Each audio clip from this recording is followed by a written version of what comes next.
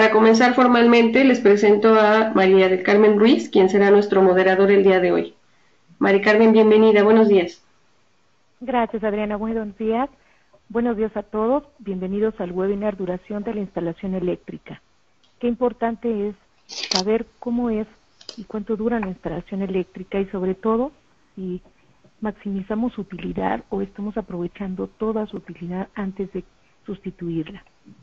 Como todos sabemos, puede ser un riesgo una instalación que no es revisada, es obsoleta y no es mantenida de una manera periódica. Entonces, en este webinar vamos a conocer y vamos a identificar las variables de ingeniería y contables que le dan a la instalación eléctrica su tiempo de vida.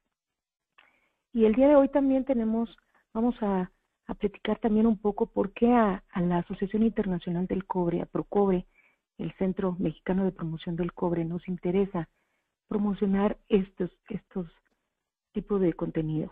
La Asociación Internacional del Cobre, ICA por sus siglas en inglés, es una asociación en donde nos dedicamos a promover el uso y consumo de las aplicaciones del cobre mediante una adecuada gestión de la información. ¿Esto qué quiere decir? Que también nuestros proyectos tienen un componente social y que todos tratamos de tener un componente en el cual venga una mejora continua en los países en donde intervenimos. Tenemos alrededor de 37 oficinas en el mundo en donde nuestras acciones impactan a 60 países. ¿Y qué más hacemos en la Asociación Internacional del Cobre? Trabajamos en diversas campañas. En el caso específico de este webinar, es en las campañas de cables o conductores eléctricos, pero también trabajamos en las tuberías de cobre, calentadores solares, motores y transformadores, eficiencia energética, el cobre y la salud, y entre otros. Y en muchas fuentes de información trabajamos de la mano con los gobiernos y con la industria local en la normalización y regulación, información de mercados, comunicación, entrenamiento y capacitación. Hoy tenemos el gusto de presentar a dos grandes ponentes que van a poderles ayudar y asesorar en este tema. La primera es la maestra Norma Mondragón, que ella es contadora pública del Instituto Politécnico Nacional, con maestría en Administración de Negocios y diplomado en Docencia, con una gran variedad de cursos de especialización y actualización sobre contaduría, impuestos, matemáticas financieras, entre otros.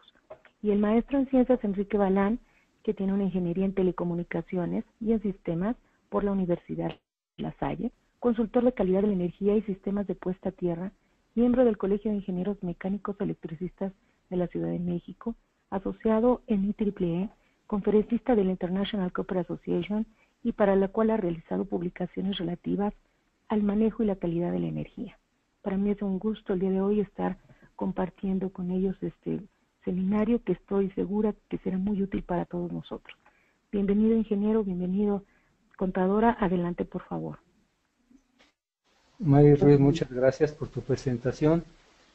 El contenido del cual vamos a hablar el día de hoy en este tema se refiere estrictamente a los aspectos técnicos y contables que le dan el valor en tiempo a una instalación eléctrica. También vamos a hablar un poquito de la ley de impuestos sobre la renta, que habla sobre los valores en longevidad aceptados por las autoridades y qué es lo que debemos hacer para sustituir una instalación eléctrica cuando percibimos o nos damos cuenta que sus características han cambiado y que quizá ya no sea segura o sea obsoleta por modificaciones a la norma. Como parte de la introducción a este webinar, podemos decir que la instalación eléctrica es un bien, es un activo de nuestras instalaciones y como tal debemos de pensar en ello. No toda la instalación eléctrica se gasta al mismo tiempo.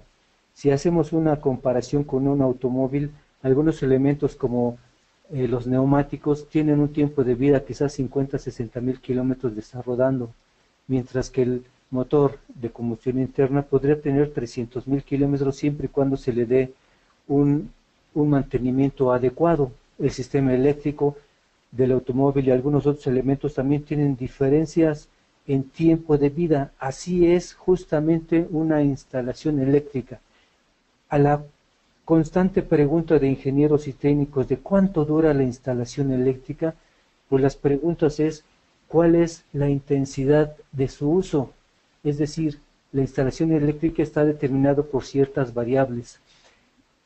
En un neumático de automóvil podemos verificar si el dibujo no se ha gastado, si todavía tenemos algunos cuantos milímetros de dibujo. En una instalación eléctrica, hablando del cableado eléctrico, podríamos hacer pruebas de laboratorio o pruebas con instrumentos de medición para saber si no se ha perdido las características de aislamiento del conductor. Las condiciones atmosféricas también son verdaderamente importantes en la instalación eléctrica.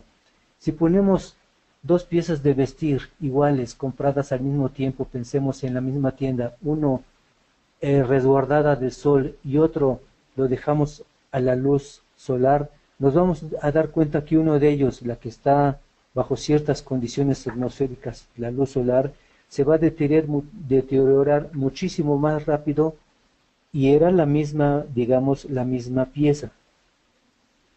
El material de fabricación también es muy importante. Debemos obtener nosotros o comprar o instalar elementos de la instalación que estén normalizados. Es posible que tengamos la falsa creencia que ir a buscar un material eléctrico de algún país, no quisiera decir nombres de países, pero que pudieran llegar sin ningún tipo de normalización, por ser más económico en precio, instalarlo. El mantenimiento, la calidad de la mano de obra de instalación, la calidad de la mano de obra de fabricación, de mano de obra de mantenimiento, los accidentes eléctricos y mecánicos, regresando otra vez a un automóvil. Si un automóvil sufre un golpe en uno de sus lámparas, se podrá romper, es un golpe mecánico, hay que cambiarlo. Es posible que también nuestra instalación eléctrica por algún descuido reciban un golpe mecánico, habría que cambiarlo.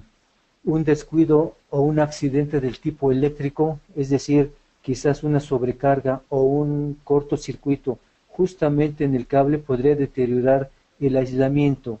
Entonces repetimos nuevamente, la instalación eléctrica no tiene una duración fija que nosotros pudiéramos determinar 20 años, porque hay elementos de esa instalación eléctrica que posiblemente duren mucho menos. Pensemos en un tomacorriente, en un contacto en el cual alguna clavija está siendo conectada y desconectada quizás 2 o 3 veces al día porque es una cafetera para servir café en la oficina. Los elementos metálicos del contacto pierden su brillo. Sin embargo, en otro contacto en el cual una computadora está conectada día y noche 24 horas al día y no se desconecta, ese contacto que pudiera haber sido de la misma marca e instalado en el mismo día, tendrá una duración mucho mayor, longeva, en lo que se refiere a su desgaste, es decir, la intensidad de uso, las variables como condiciones atmosféricas, la calidad de la mano de obra de la instalación, la calidad de la mano de obra del mantenimiento y la obsolescencia por nuevos desarrollos tecnológicos pueden determinar si parte de una instalación se deberá modificar o cambiar. Es también importante tener todo lo que sucede en la instalación eléctrica en planos, en memorias de cálculo y en registros escritos, de tal suerte que nosotros podamos entender que una instalación ha sido sometida a unas fuertes corrientes de derivado de cortocircuito o a unas corrientes de descarga atmosférica, coloquialmente como lo conocemos como rayo, y han modificado algunas de sus condiciones. ¿Cuántas veces hemos visto que un impacto de rayo en una terminal aérea, en un pararrayos, la temperatura alcanzada en la punta ha sido de tal magnitud que se dobla la punta? Y también hemos visto personal de mantenimiento que se dirige hacia esa punta, le corta un pedacito, lo lima, lo lija y trata de dejarlo en condiciones, pero no son las condiciones en las cuales salieron de la fábrica. Cambiamos de diapositiva, por favor. La siguiente parte también nos indica claramente que la sustitución de algunos elementos de la instalación está relacionado, uno, por la depreciación contable, que la maestra Norma nos va a decir con un poquito más de detalle, por el deterioro por uso, que puede ser visible. nosotros primero hacemos una revisión física para poder determinar las condiciones en las que se encuentran los componentes eléctricos, y después podemos meter instrumentos de medición para saber si todavía cumplen, instrumentos de medición como Megger, quizás cámaras infrarrojas para poder determinar la corriente. También debemos de determinar si algunos elementos como los conductores son todos de cobre, o hay una gran variedad de conductores como conductores de aluminio recubierto de cobre, conductores de acero recubierto de cobre también.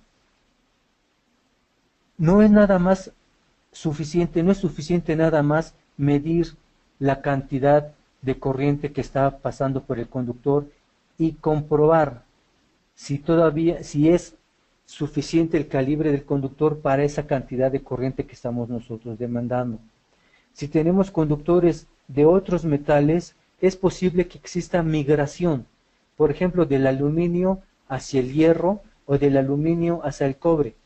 Y después de determinado tiempo, no lo puedo saber por las condiciones que pudieran imperar, 1 año, 2 o 3, ese elemento, por ejemplo, el cobre puede tener un desgaste físico.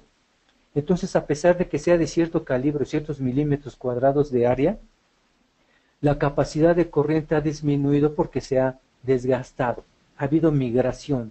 Entonces necesitamos verificar la temperatura, y no lo podemos hacer al tacto, con nuestra mano.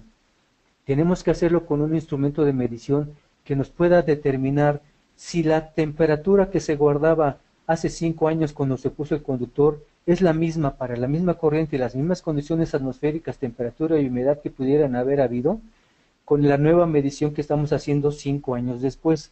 Esto nos obliga a tener una bitácora, a saber cómo se ha comportado la instalación al paso del tiempo. Entonces, a la pregunta ¿cuánto dura la instalación eléctrica?, tenemos respuestas como ¿bajo qué condiciones atmosféricas se ha encontrado, ha trabajado? ¿Bajo qué condiciones de intensidad de uso se ha sido sometido? ¿Cuál es el mantenimiento? ¿Cómo es el mantenimiento? ¿Cuál es la mano de obra? ¿Es calificada la mano de obra que ha sido asignada a la instalación eléctrica a una parte o a todas las partes? ¿Cuántos accidentes mecánicos y eléctricos ha soportado la instalación eléctrica, una parte o toda ella? ¿Cuándo debo sustituirla? La respuesta de ingeniería es verdaderamente difícil.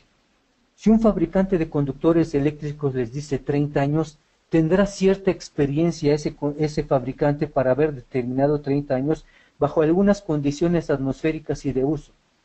Si otro les dice que puede durar 30, 40 o 20 años, deberíamos tomar esta información, pero no como ciertamente certera, porque faltan algunas variables que debemos nosotros identificar, y si no llevamos una bitácora de las condiciones en las cuales se encuentra la instalación y ha operado, será muy difícil. Los motivos de los cambios de una instalación eléctrica, de la sustitución de una parte o de toda ella, pueden ser físicos. Es decir, realizamos una revisión ocular, observamos que se encuentra cierto deterioro y colocamos instrumentos de medición para verificar lo que ya sabíamos. Si no se encuentra un deterioro físico, también colocamos instrumentos de medición para saber, 1, caídas de tensión, 2, corrientes, 3, al menos temperatura. Otro motivo es la capacidad de la instalación eléctrica. ¿Cuántas veces hemos visto transformadores que alimentan una planta de producción o unas oficinas en las cuales hay 2, 3 o 4 ventiladores tratando de enfriar el transformador? Es decir, el transformador está subdimensionado cuando a lo mejor, quizá, cuando se instaló como nuevo, la instalación eléctrica no tenía tanta carga. ¿Cuántas veces hemos visto que por necesidades en una oficina se cambia el sistema de aire acondicionado? A lo mejor pasó de 200 toneladas de refrigeración a 250 y se utiliza el mismo cableado eléctrico. Ese cableado para el nuevo equipo ya no cumplía la demanda en corriente, ya no cumplía las características que le estaba exigiendo. contables por depreciación. Unos ejemplos verdaderamente coloquiales y sencillos: cuando una persona compra una pantalla de televisión y después de 2 o 3 años la pone en la basura porque ya no funciona, porque va a comprar una nueva, no le quite el cable eléctrico para volverlo a utilizar. Se va la pantalla, se va el cable, se va el refrigerador o la unidad de aire acondicionado y se va con su cable. No reutilizamos unos elementos de ese aparato eléctrico. Tampoco utilizamos o reutilizamos el cableado eléctrico de una instalación que posiblemente haya sido cambiado cuando cambiamos las computadoras. Y finalmente, los motivos obsoletos, que pueden ser por seguridad o pueden ser por confort. En el pasado, hace ya bastantes años, no teníamos conductores con aislamiento de baja emisión de humo o autoextinguibles en caso de un problema de fuego. Si nuestra instalación tiene 20 años, suponemos que debería durar ese cableado 10 años más, pero vemos que podrían poner en riesgo a los habitantes del inmueble justamente por tener una tecnología que ya es obsoleta. Entonces en ese momento podríamos cambiar el cableado eléctrico.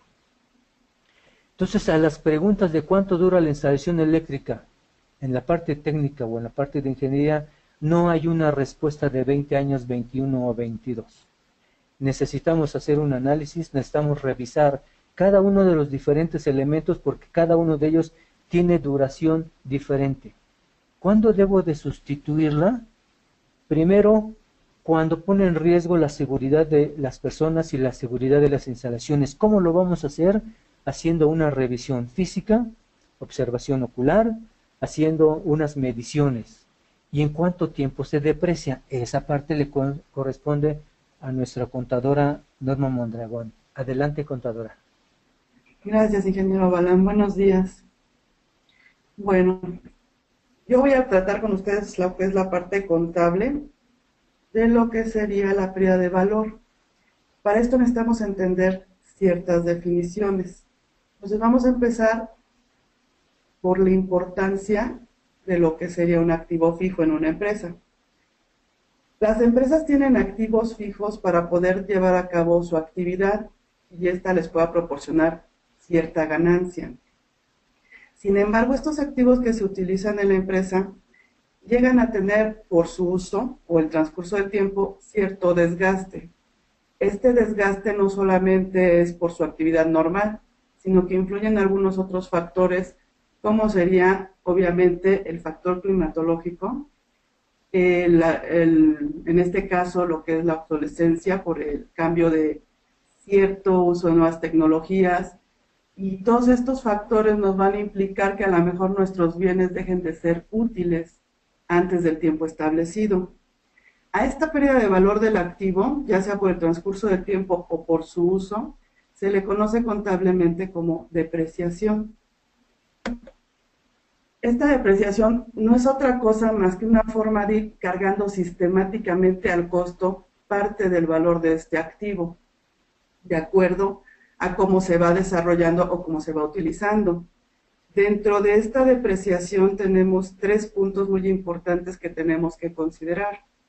El primero de ellos es la vida útil del activo, que como lo mencionaba hace un momento el ingeniero Balán, nos decía que esto depende algunas veces de los estudios que se realicen. También se basa mucho en la experiencia de ingenieros, en cálculos especializados o a veces en estimaciones. Realmente, contablemente, no existe un punto que nos diga esto es lo que hay que hacer. Sin embargo, esta es la vida que nos va a demostrar que tiene nuestro activo. El segundo punto sería el valor de salvamento o de desecho. Este no es más que otra cosa que cuando uno llega al final de la vida del activo, normalmente tenemos algunas opciones. Si todavía funciona, normalmente lo podemos vender. Entonces, obviamente vamos a recuperar una parte del dinero que se invirtió en este bien. Pero hay veces que esto no sucede. Entonces, debemos de considerar si es que va a existir o no un valor de salvamento o de desecho. Y la tercera parte que ya hemos mencionado un poquito, que es el método de depreciación, Este sería el procedimiento como le vamos a ir cargando al costo parte del importe de este activo. Entre los métodos de depreciación que se utilizan en contabilidad, los más usados son 4, que es el de línea recta, el decreciente, el creciente y por unidades producidas. Tenemos que algunos activos, por el lugar en el que se ubiquen, también van a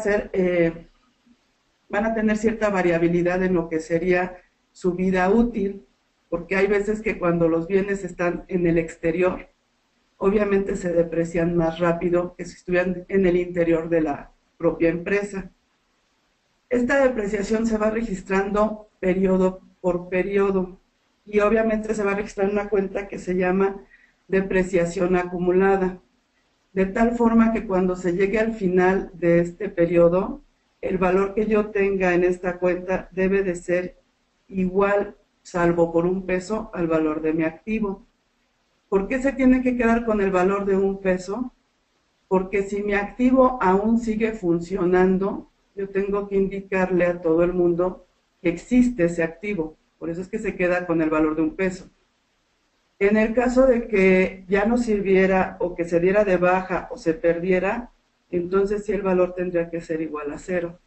Pero siempre que encontremos que tiene el valor de $1, la diferencia es un valor de $1, significa que nuestro activo sigue funcionando. Tenemos que a veces los dueños de las empresas hacen algunas modificaciones a los bienes para que sigan funcionando. Aquí es importante que hagamos una distinción entre dos definiciones. Una de ellas sería reparación, mantenimiento o conservación, que lo que implica es que se va a tratar de mantener el bien de cierta forma que nos siga siendo útil. Normalmente no afecta el valor del activo. Esto es como, por ejemplo, si en una máquina se nos funde un foco, se lo cambiamos. Esto solamente significa reparación o mantenimiento. No es nada grave, no formaría parte de ese bien. Y la otra definición que tenemos, que serían las mejoras. Las mejoras implican que obviamente se prolongue la vida del activo, es decir, que no sea de mayor edad. Y todo esto nos ayudaría a que nuestro activo tuviera una vida un poquito más larga. Entonces, esta parte de las mejoras sí entraría como parte del valor del bien y nos ayudaría tanto en la depreciación como a prolongar la vida útil del mismo.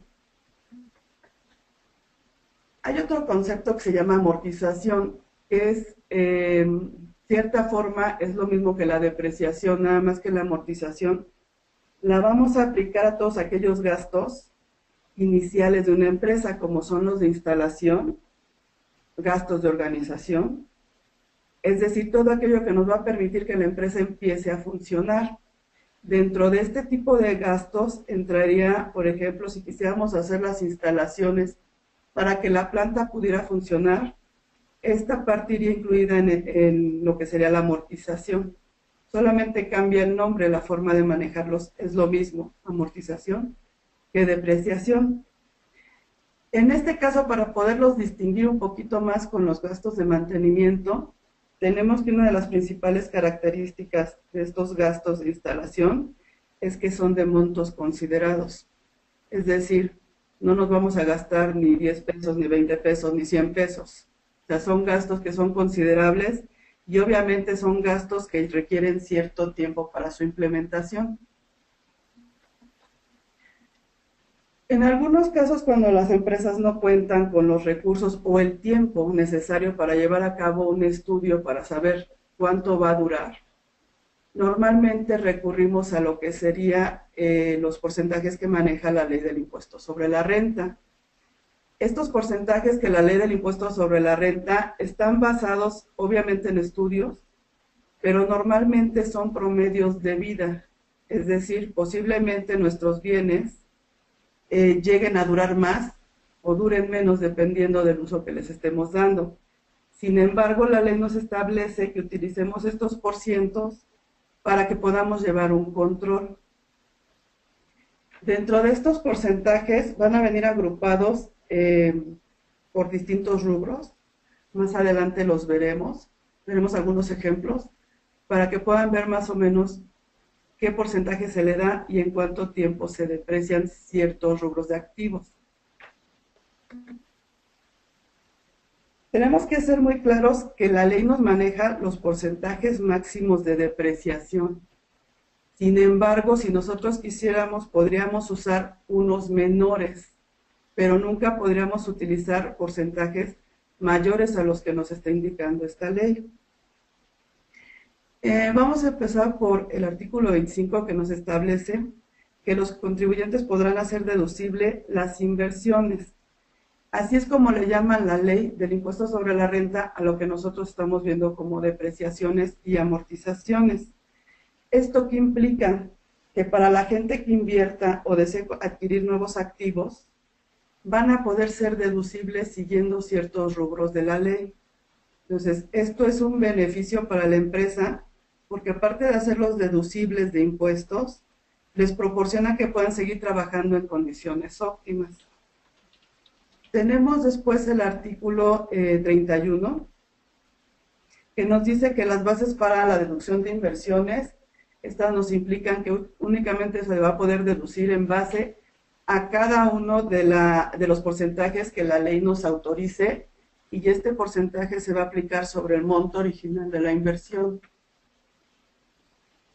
¿Qué es el monto original de la inversión? Bueno, nos comprende desde lo que es el precio del bien, más todos aquellos gastos que nosotros hagamos para poderlo instalar, trasladar y ponerlo en operación en la empresa. Este importe no incluye lo que sería el impuesto al valor agregado, pero sí todo lo demás, desde los seguros, desde los fletes, todo lo que implique la instalación y funcionamiento de nuestro activo. Cuando el contribuyente, obviamente si nosotros adquirimos un activo, no implica que nos quedemos de por vida con él, pero si en algún momento nosotros decidiéramos enajenarlo, es decir, venderlo, tendríamos que deducir la parte que tenemos todavía pendiente de depreciar, tendríamos derecho a descontarla de nuestra base para pagar impuestos. Esto podría ser una ventaja, si es que lo queremos ver como inversión, porque aparte de hacer posible, podríamos adquirir uno nuevo y volver a meterlo para depreciar. Este tipo de depreciación, la ley nos permite actualizarla por el periodo que está corriendo. Esto implica que nuestro gasto siempre va a ser un poquito mayor a lo que nosotros estamos depreciando. Después tenemos el artículo 33, que es aquí donde empiezan los porcentajes que hay que aplicar para determinados gastos. Pues tenemos que, por ejemplo, nos dice que el porciento máximo autorizado tratándose de gastos diferidos es lo que vimos de gastos de instalación, nos dice que en la fracción 1 se van a deducir al 5% para cargos diferidos y 10% para erogaciones realizadas en periodos preoperativos. Las erogaciones realizadas en periodos preoperativos se refiere a que antes de que empiece a funcionar la empresa, tenemos que preparar todo para que pueda trabajar. Ese periodo en el que no producimos, pero sí estamos preparando todo para que se pueda llevar a cabo la operación, se va a depreciar a un 10%. ¿Esto qué implicaría? Por ejemplo, en el caso de que fuera el 5% anual, significa que nuestro gasto se va a depreciar en un total de 20 años. Es decir, al término de los 20 años, mi inversión ya va a quedar en $1 si es que sigue funcional, o en 0 si es que ya dejó de ser funcional para nosotros. En el caso de las erogaciones realizadas en periodos preoperativos, esta va a tardar de depreciarse 10 años, ya que se hace 10% anual. Entonces, de tal forma que nosotros tendríamos, en el caso de erogaciones realizadas en periodos preoperativos, 10 años, y ya después tendríamos que ver si se va a mantener, si se va a cambiar, y una vez que se cambie, deja de ser erogación de periodo preoperativo para convertirse en un cargo diferido, de tal forma que podríamos seguir haciendo la deducción. Después vienen otras fracciones más en el artículo 33, pero ahora cambiamos al 34, donde nos habla sobre lo que serían ciertos activos como son en el caso de las construcciones, para inmuebles declarados como monumentos arqueológicos el 10%, y nos habla otra sobre que en todos los demás casos sería el 5%. Normalmente vamos a encontrar en la ley que van a venir rubros específicos, y cuando no vengan rubros específicos vamos a encontrar algo así como en este caso que nos dice 5% en los demás casos. ¿Qué implica esto? Que si cuando veo la ley no encuentro lo que estoy buscando, me tendría que ir a este rubro, en este caso el inciso B, y le aplicaría ese porcentaje. Después tenemos en la fracción 2, ferrocarriles, inciso A, 3% para bombas de suministro de combustible a trenes. Al ser el 3% anual, esta instalación se depreciaría en 33 años. Obviamente habría que hacer una revisión, hacer un diagnóstico para que podamos darle valor a esto. Después tenemos otras fracciones. Por ejemplo, en el caso de la 10 dice, tratándose de comunicaciones telefónicas, inciso B, 8% para sistemas de radio, incluyendo equipo de transmisión, espectro radiométrico, radiotransmisiones, microondas, todo este tipo de aparatos se deprecia a un 8%, que implicaría que tardaríamos 12 años y 4 meses para que estos tuvieran que ser cambiados, obviamente si se mantienen en condiciones óptimas. Después tenemos que en el inciso D nos habla del 25% para equipo de la central telefónica destinado a la comunicación, llamadas de tecnología, entre otros. Esto que implica que sea el 25% anual nos indica que se deprecia en 4 años. Obviamente esto también puede revaluarse si es que se sustituye, si se cambia este tipo de instalación. Después tenemos en el inciso E el 10% para los demás, que es lo que ya les mencionaba. Cuando no encontremos un rubro en específico, tendremos que recurrir a este inciso. En la fracción 11 nos habla sobre comunicaciones satelitales y el inciso B nos dice que es el 10% para el equipo satelital en tierra. Esto que incluye las antenas, transmisiones, recepción de comunicaciones, todo este tipo de equipo se va a depreciar en 10 años. Tenemos algunos casos especiales en la ley, por ejemplo la fracción 12, que nos dice que es el 100% para adaptaciones que se realicen en instalaciones que impliquen adiciones o mejoras al activo, haciéndole adaptaciones para las personas con discapacidad. Al ser el 100% implica que esto lo vamos a depreciar solo en un año. Esto no implica que en un año se vaya a perder el valor de estas modificaciones. Esto lo que implica es que es un beneficio. Cuando nosotros veamos en la ley que nos habla de un 100%, implica que la ley nos está permitiendo hacer esta reducción completita para poder fomentar la contratación de las personas con discapacidad. En estos casos, cuando se maneja el 100, no significa que los bienes se deprecien en un año, sino que es una facilidad. Más adelante vamos a ver otra, que es la fracción 13. Nos habla que en el caso de maquinaria y equipo para la generación de energía proveniente de fuentes renovables o de sistemas de cogeneración de energía, estos se van a depreciar al 100%. ¿Esto por qué se hace? Porque es un beneficio especial para fomentar la generación de energía que proviene de fuentes renovables o sistemas de cogeneración. Entonces, esto es una facilidad que la ley nos maneja para que las empresas inviertan en este tipo de tecnología y obviamente les permita deducirlo al 100% y obviamente pues trabajen con lo que ahorita es la energía renovable. En el artículo 35 tenemos señalados otros tipos de activos. Por ejemplo, en la fracción 1 tenemos 5% en la generación, conducción, transformación y distribución de molienda de granos, producción de azúcar y otros derivados. El 6% en la producción de metal, el 7% en la fabricación de pulpa, papel y productos similares. En la fracción 6, 10% en transporte eléctrico y en la fracción 7, 11% en la fabricación, acabado y teñido estampado de productos textiles. En este artículo todos estos que acabo de mencionar se refiere a la maquinaria con la que se va a operar para hacer este tipo de actividades. Podemos ver que no para todos aplica el mismo porcentaje. En este caso tenemos desde el 5% hasta el 11%. ¿Qué implica? Que no porque sea equipo o maquinaria eléctrica va a tener cierta duración o debe de ser la misma. No, depende del proceso. Entonces, si se fijan en esta parte, va variando del 5 al 11%. Tenemos la fracción 8, que aquí nos vamos al 12%, que es la industria minera, la construcción de aeronaves y transporte terrestre. La fracción 9, 16% en transporte aéreo y transmisión de servicios de comunicación. En la fracción 10 dice 20% en restaurantes. Fracción 12, 35% para los destinados directamente a la investigación de nuevos productos. Fracción 13, 50% en manufactura, ensamble y transformación de componentes magnéticos, discos duros y tarjetas electrónicas para la industria de la computación.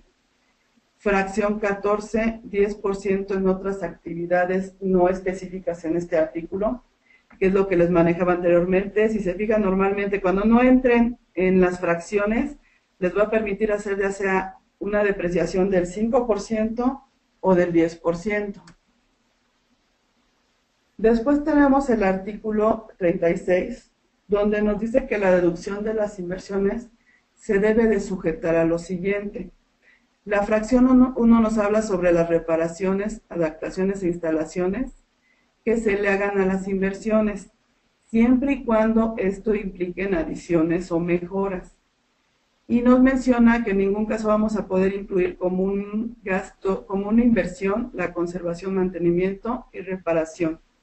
Esto lo veíamos hace un momento, donde les comentaba que no es lo mismo la mejora que la conservación, mantenimiento y reparación del activo.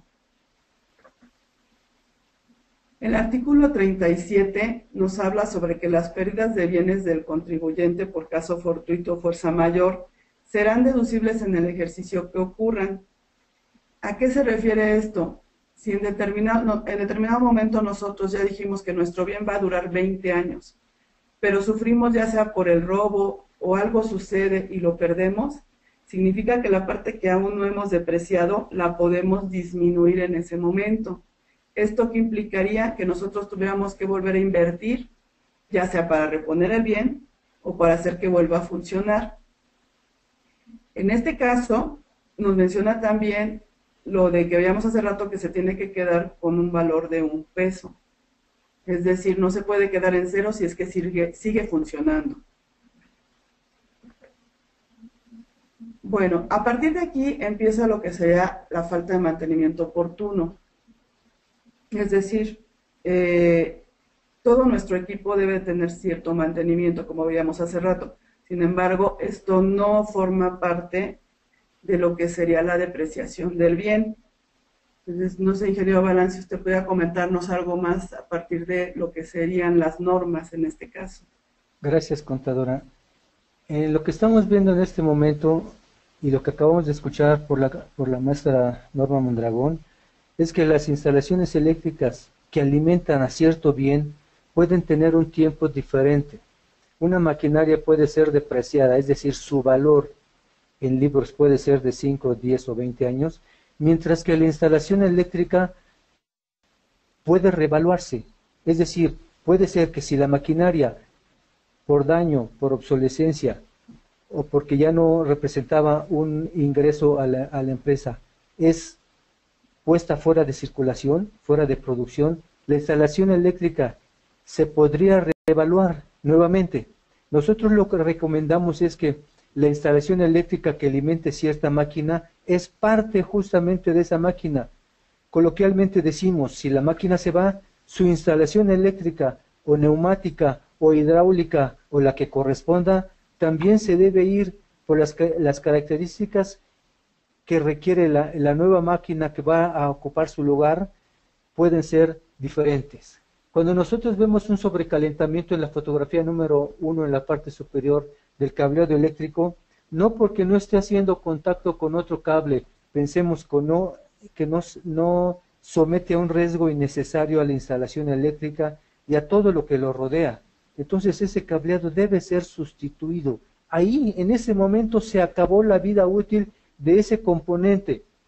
Si nosotros tenemos ciertos interruptores termomagnéticos, electromagnéticos, qué sé yo, que por algún accidente se llenan de polvo, son sometidos a lluvia, a goteo, a inundación, no debemos tratar de repararlo. Quizás lo podemos mandar por su costo a la fábrica para que pueda ser reacondicionado nuevamente. Pero en ese momento, cuando el elemento eléctrico ha sufrido un deterioro por algún accidente eléctrico o mecánico, deberíamos pensar que su vida útil terminó y que debe ser sustituido o restituido por otro elemento. En la fotografía de abajo podemos observar que la canalización, es decir, la tubería metálica que aloja los conductores eléctricos, ya no existe más. Quizás sea necesario hacer un poco de obra civil, eliminar esa tubería, poner una tubería nueva, es decir, la tubería ha cumplido su tiempo de vida. Quizás estaba en una atmósfera marina y en lugar de haber durado, como nos decía el fabricante, 15 o 10 años, quizás nada más nos duró 3 años, estoy inventando un número. Pero cuando nosotros en nuestra observación, en nuestro reconocimiento, emitimos un diagnóstico que la instalación eléctrica en esta parte, la tubería que tiene uso eléctrico, ya no funciona como tal y somete a la instalación, al inmueble y a las personas que ahí trabajan a un riesgo innecesario, debemos de sustituirla. En las siguientes diapositivas podemos nosotros observar claramente que existe también algunos elementos que podríamos observar que deben ser sustituidos. Si cambiamos de diapositiva, por favor. Bueno, vemos nosotros que es común que algunos inmuebles cambien de uso. En ciudades metropolitanas como la Ciudad de México, Guadalajara, Monterrey, Puebla y otras de otros países, nos damos cuenta que habitaciones, es decir, vivienda, que fue construida justamente para vivienda, más tarde son oficinas, es una pequeña tienda, un pequeño negocio, una pequeña fábrica. Cuando eso sucede, debemos de equipar nuevamente a ese inmueble con las nuevas necesidades, es decir, si era una oficina y después cambió a una fábrica, es posible que intentemos salvar la parte de la instalación hidráulica, la neumática, la de agua, pero a veces estamos haciendo solamente algunos parches. Lo que recomendamos fuertemente es que, uno, se evalúe si las instalaciones que existían van a cumplir el nuevo objetivo. De lo contrario, no hacer parches y poner una instalación nueva. Eso tiene un costo, sí, pero es parte de la inversión que se está haciendo cuando pasamos de oficinas y después a una fábrica y después nuevamente oficinas. En la siguiente diapositiva podemos observar que a veces tenemos algunas instalaciones en las cuales alguien se equivocó normativamente y colocó elementos que sí son de uso eléctrico, pero para condiciones diferentes. En la primera fotografía vemos tubería que no puede ir, de acuerdo a la norma que lo rige, no debería de ir a la intemperie.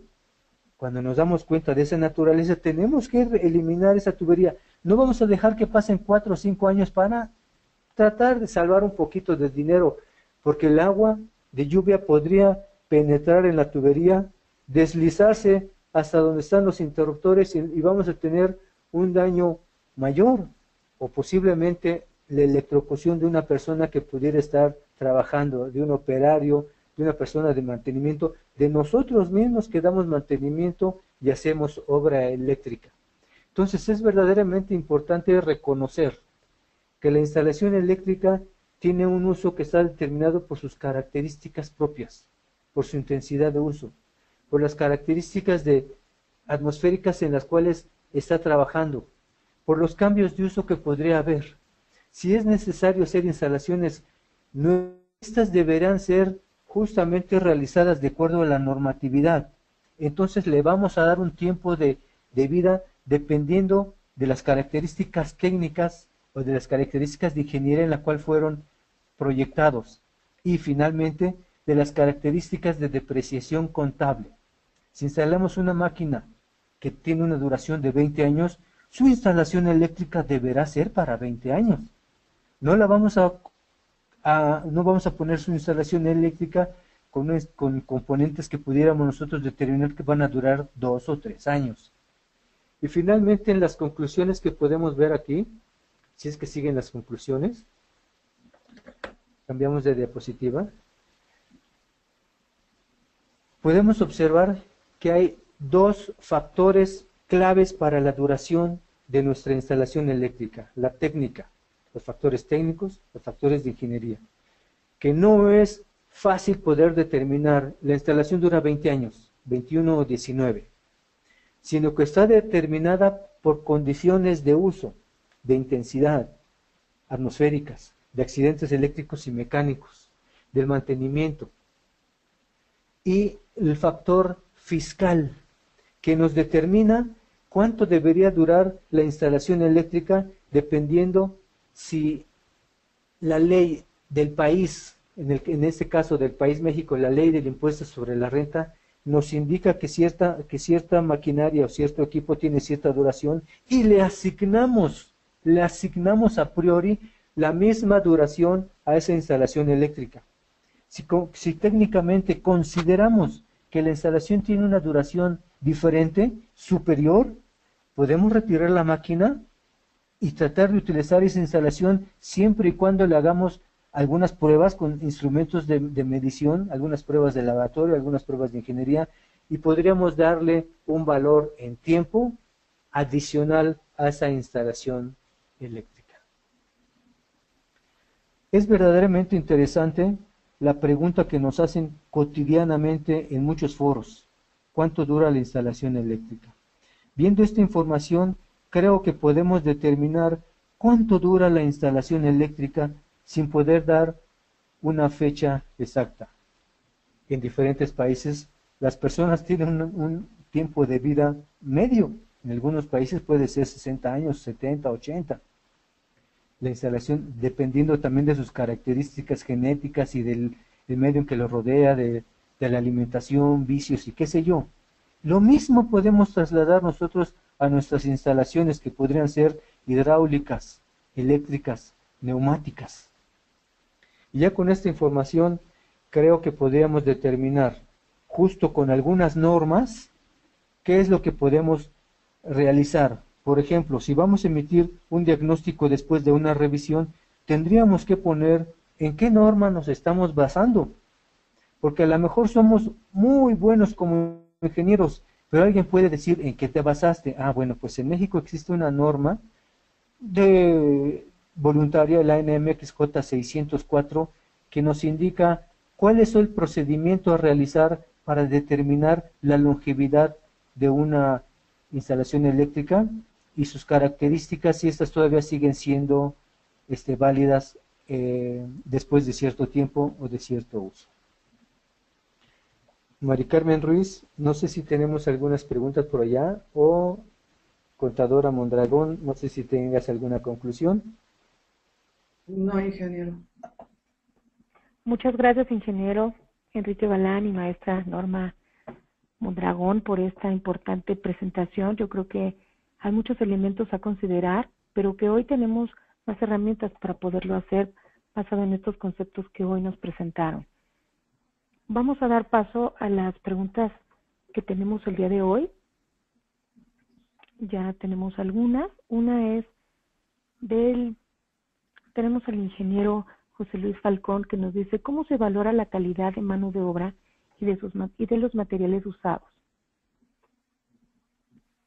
Son conceptos que no se pueden calificar del 1 al 10. Lo que nosotros realmente hacemos es verificar si la persona que va a hacer el mantenimiento o la instalación, o inclusive el proyecto, tiene las características que la legislación nos exige, es decir, ser una persona calificada. Si es una persona de mantenimiento, podremos exigirle que tuviese un documento que pudiera identificar como técnico de mantenimiento, y si no lo tiene, quizás como en el país México, tenemos al conocer que emite algunos certificados que indican que la persona tiene capacidad para hacer instalaciones del tipo doméstico, de vivienda, o instalaciones del tipo industrial, o instalaciones del tipo comercial. Entonces, a la pregunta del ingeniero Falcón, la respuesta es, uno, le solicitamos un documento que indique que tiene un estudio o una capacitación. Y dos, verificamos en el campo si tiene la habilidad, los conocimientos para poder realizar el trabajo en forma segura para la instalación y para él que no se nos vaya a electrocutar. Muchas gracias, ingeniero. Tenemos en otra relación, pregunta. me falló la de las normas, lo de los materiales, verificar que los materiales eléctricos que colocamos en las instalaciones eléctricas tengan un sello normativo que indique que cumple ciertas características. Mucho se habla de los productos piratas. Los productos piratas no son revisados rutinariamente, es decir, podrían no tener las condiciones de seguridad o los amperajes suficientes para lo cual indica. Y entonces, en relación al material, debemos obligarnos y exigir que esos tengan, que cumplan cierta normatividad. Gracias, ingeniero. Tenemos también una pregunta del ingeniero Carlos Leiva Salas. Dice, ¿cómo podremos saber cuánto tiempo tiene la instalación eléctrica de haberse construido y qué tiempo ya tiene en operación? Hay algunos inmuebles en los cuales la instalación eléctrica ha quedado olvidada. Si no tenemos unos planos eléctricos que nos digan cuándo se inició, si no hay una bitácora de mantenimientos y de cambios de la instalación eléctrica, es difícil poder saberlo. Podríamos pensar en verificar quizás el cableado eléctrico y verificar hasta cuándo se fabricó cierto tipo de cableado eléctrico y tratar de darle un valor. Para evitar esa parte que es desconocida y que quizás no recuerde casi nadie, si es que no existen los papeles, los documentos, hay que realizar algunas cuantas pruebas a la instalación eléctrica para verificar si todavía cumple las condicionantes de seguridad.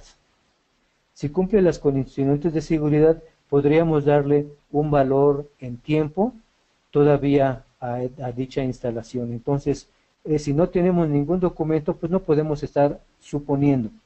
No debemos hacerlo, debemos identificar que la instalación eléctrica tiene ciertas características de seguridad hoy y de capacidad de circulación de corriente y de tensión hoy mismo, no para ver lo que sucedió después. Correcto. Muchas gracias, ingeniero. Tenemos una pregunta del ingeniero Raimundo Flores Díaz. ¿Lo expuesto por la maestra Mondragón se puede aplicar a instalaciones de tipo comercial y residencial? Sí, Mari. De hecho, la ley no distingue si es comercial o residencial. Solamente se basa, por ejemplo, gastos de instalación. Se refiere a cualquier tipo de gasto de instalación en el lugar en el que sea. Muy bien, muchas gracias. Tenemos otra pregunta del ingeniero José Luis Falcón. Contadora Norma, buen día. ¿Quién es el especialista en hacer valoraciones de instalaciones en los inmuebles? Buenos días, ingeniero Falcón. En lo que es la parte contable, lo que normalmente se hace es contratar a ingenieros específicos o que tengan cierta especialidad en las áreas en las que vamos a revisar. En cuanto a lo que sería la ley, realmente contratan a gente que tiene cierto nivel, se ha capacitado hasta cierto nivel y obviamente sacan los promedios. Muchas gracias, contadora. Y otra pregunta más del ingeniero Carlos Leiva Salas. ¿Qué norma o estándar nacional o extranjera nos puede ayudar a determinar las condiciones en que se encuentran las instalaciones? En que se encuentran las instalaciones existentes en uso, así como la vida útil que aún tiene la instalación eléctrica en operación. Es común que se utilicen dos normas. La NOM 001C de 2012, que para decir nada más de paso ya entró en revisión y va a ser la 2017. Esa norma de instalaciones eléctricas se utiliza como un comparativo como un comparativo para verificar si lo que está instalado corresponde a lo que indica la norma. Hay que tomar en cuenta si la instalación fue construida mucho antes de esta versión de la norma 2012, podría parecer obsoleta. Entonces, si no tiene interruptores de circuito por falla a tierra, interruptores diferenciales, la instalación porque es antigua, mucho anterior a esta, entonces habría que agregarlo para tratar de actualizarla. Tenemos una norma mexicana NMX-J-604-ANSE. Está en revisión, va a salir la -2016, está en revisión, este año tiene que salir, que nos da un procedimiento para identificar, para tratar de identificar las condiciones eléctricas y físicas en las que se encuentran diferentes componentes de la instalación eléctrica. Estamos hablando de las canalizaciones, el cableado eléctrico, interruptores, apagadores, contactos. Es decir, esta norma, que es voluntaria, nos da un procedimiento para que nosotros podamos identificar en qué condiciones se encuentra la instalación eléctrica actual. Muchas gracias, ingeniero. Tenemos también una pregunta del ingeniero Guillermo Cornejo Luna. Dice que si pueden repetir el número de la norma, la que se indicó casi al final de la presentación. Es la NMX-J-604-ANSE-2016. No la compre la 2008 porque la 2016 va a salir en un par de meses más y tiene algunos cambios derivados de normas, de otras normas que han salido en el mercado y de nuevas tecnologías de materiales eléctricos. Una pregunta, ingeniero, ¿es la misma norma que ustedes dijeron en la presentación, casi en la última Sí. de las diapositivas? Ok, Sí. muchas gracias. También tenemos otra pregunta del ingeniero José Luis Falcón. Gracias, contadora Norma, buen día. Esto me parece que ya lo... ¿Quién es el especialista en la valoración de las instalaciones de los inmuebles? Me parece que ya está contestada. Ahora, ingeniero Mario Jiménez Guzmán. Muchas empresas industriales están dirigidas por personal administrativo o legal y son difíciles de convencer que estas instalaciones deben de ser cambiadas hasta que sucede un accidente. Qué importante su comentario, ingeniero. Justamente es el valor de estos seminarios virtuales, darles a ustedes que son la voz dentro de las industrias y que pueden llevarles nuevas tecnologías y también mantenimientos preventivos, darles todas estas herramientas para que ustedes puedan difundir la importancia que tiene la revisión y la sustitución de las instalaciones. En relación a este comentario, lo que hemos podido apreciar, observar, es que a la gente técnica, a nosotros, a veces nos falta capacidad suficiente para poderle decir a la alta dirección que se requieren modificaciones. Muchas de las ocasiones la instalación eléctrica no es visible, está oculta, no está escondida, está oculta. Y eso hace difícil poder analizar, poder determinar su estado. Entonces la alta dirección, los financieros, los administrativos dicen, ¿se encienden las máquinas? Sí. ¿Enciende la iluminación? Sí. ¿Todo trabaja correcto? Sí. Entonces hay que entregarle por parte de un estudio con su diagnóstico que indique las condiciones en las cuales se encuentra la instalación. También los ingenieros tenemos que irnos a la parte contable y, como bien dijo la contadora, cuando se requiere un dictamen, se habla a un ingeniero. El ingeniero tiene que dar sus puntos de vista, tiene que decir sobre su experiencia y sobre lo que ha visto en otros lugares, oído, le han comentado o ha salido en el periódico que se quemó cierta fábrica por una falla en la instalación eléctrica. Entonces lo que debemos tratar de fortalecer es nuestra capacidad para entregarle a los altos mandos una información que, además de que se vea verídica, sea sujeta a cambios como nosotros lo estamos solicitando. Muchas gracias, ingeniero. Tenemos otra pregunta del ingeniero Arturo López García. Regularmente hay casas muy antiguas. ¿No se podría manejar un tiempo promedio para la duración de la instalación basado en sus componentes como el cable, los dispositivos de protección, las mismas canalizaciones que antaño se usaban y solo tubo de conduit para paredes gruesas o delgadas? En las casas muy antiguas, lo que podemos observar es lo siguiente.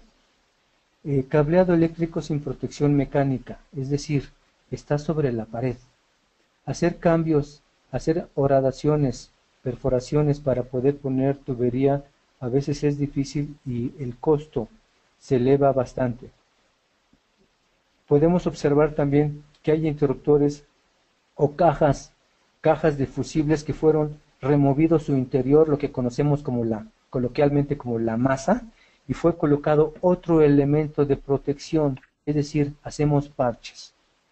Lo que tenemos que hacer es una remodelación de la instalación eléctrica para tratar de dejarla en lo más posible de acuerdo a lo que las buenas prácticas o las normas actuales nos están exigiendo. Hemos encontrado en instalaciones antiguas cableado con aislamiento de papel encerado, no me acuerdo cómo se llama, ya ni me acuerdo cómo se llama, pero que todavía existen de calibres 16 y hasta 18. Sí iluminan las lámparas cuando las encendemos, sí iluminan, pero están sometiendo a la instalación y a lo que queda de la instalación y a todo lo demás a riesgos innecesarios. Lo que consideramos pertinente es realizar el trabajo suficiente para dejar la instalación en condiciones seguras de operación. Muchas gracias, ingeniero. El ingeniero Roger Ramos pregunta, ¿cuáles son los criterios a considerar para evaluar una instalación eléctrica? El primer criterio son las protecciones. Que las protecciones sean las adecuadas para el conductor el cual está transportando la energía eléctrica. Hemos visto conductores de protecciones tipo fusible de 60 amperes con cables del número 12.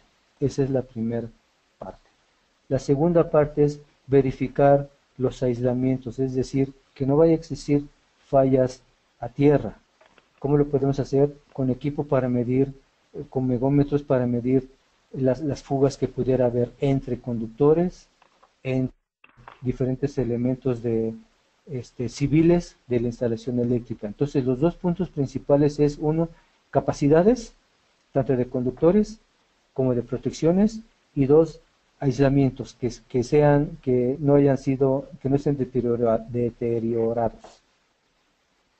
Sin embargo, en la NMX J604, ahí viene un procedimiento que podríamos utilizar justamente para llevarlo a cabo, porque debemos recordar que este tipo de labor de electricidad no debe ir en la mente, no es lo que nos acordemos, sino es un procedimiento escrito que digas el paso 1, 2, 3, 4 hasta el paso X.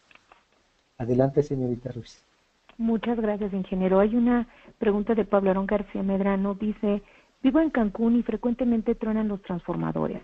¿Acaso no les dan o no les están dando mantenimiento adecuado para evitarlo? Esa pregunta se la tendremos que hacer a CFE, pero intentando responder a tu preocupación, que no es otra, es que comúnmente los transformadores que están alimentando viviendas y negocios pequeños no fueron hechos para poder manejar corrientes armónicas. Las corrientes armónicas y los factores de potencia bajos de los equipos del usuario, de la pantalla que yo tengo enfrente de mí, del CPU que tengo enfrente de mí, de muchos equipos electrónicos, generan una carga adicional a esos transformadores. Uno, es posible que ya estén saturados en su capacidad. Y dos, están saturados porque las corrientes armónicas que estamos demandando en nuestra carga no ha sido todavía colocado en los diferentes transformadores de nuestra suministradora. Entonces sí, la razón es esa, y como dice coloquialmente nuestro compañero, truenan los transformadores que a veces explotan y a veces nada más se abren los fusibles, pero nos deja sin energía eléctrica. Muchas gracias. Aquí tenemos un comentario que a la vez es pregunta del ingeniero Mario Jiménez Guzmán, que dice, ¿por qué debe de ser normativa la parte fiscal para el cambio de duración de la vida útil de una instalación, cuando en México muchas empresas no les gusta invertir en la renovación de las instalaciones seguras cada determinado tiempo porque se acostumbró a solo sacarle utilidad? Bueno, en el aspecto fiscal, realmente lo que nos establece la ley es un parámetro de más o menos cuánto tendría que durar nuestra instalación, en este caso eléctrica. Sin embargo, y los dueños de muchas empresas son muy renuentes a hacer los cambios. Entonces, es la parte aquí donde entra la gente que se dedica a la revisión, la que está viendo el buen funcionamiento de la parte eléctrica, más la gente que está en el administrativo, que tendrían que hablar y sustentar sus pruebas a través de ya pasó el tiempo de depreciar, se supone que tenemos que cambiar la instalación, y obviamente esto tendría que venir avalado con un diagnóstico de la gente que revisa todo este sistema. Entonces yo creo que es una buena oportunidad para que se puedan hacer los cambios. Desafortunadamente a veces la parte técnica no se pone de acuerdo con la parte administrativa y es cuando los dueños de empresas no quieren hacer la inversión. Pero si ambos se pusieran de acuerdo, yo creo que sería fácil convencer a la gente. Además de la inversión, porque resulta que va a ser deducible. Lo que vuelvan a invertir va a ser deducible a futuro.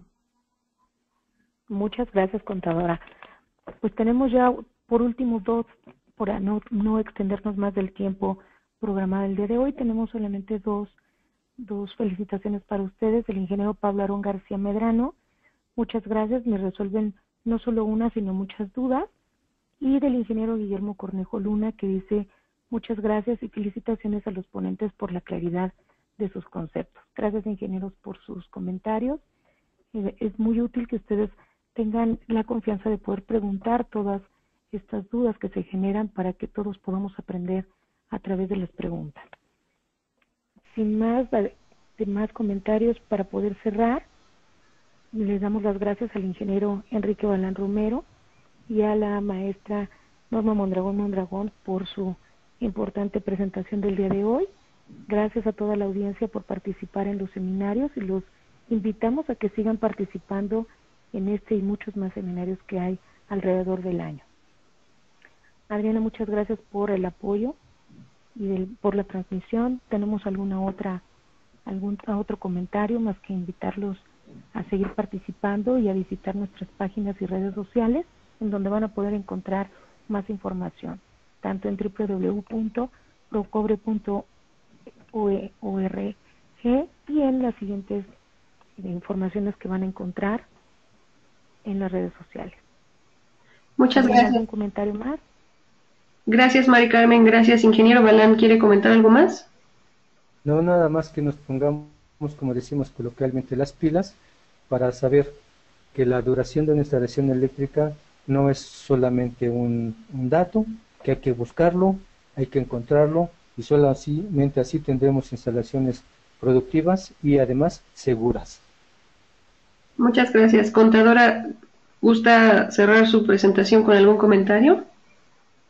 Sí, que realmente a pesar de que la ley nos maneje cierto periodo para depreciar o de uso de este tipo de instalaciones, para mí sí es importante que la gente que esté al tanto de ella y que tenga a su cargo la vigilancia, no deje de hacerlo porque es muy importante. Perfecto, muchas gracias a ambos. Muchas gracias, Mari Carmen. Para concluir, solo les recuerdo a los participantes que en un par de días recibirán en su correo electrónico algunas ligas para descargar la información del webinar, que incluye el video de la presentación y las diapositivas que pueden ver en la herramienta de SlideShare. Eso contestando a la pregunta de uno de los asistentes que también nos escribió. Gracias a todos y que tengan muy buen día. Gracias, hasta luego.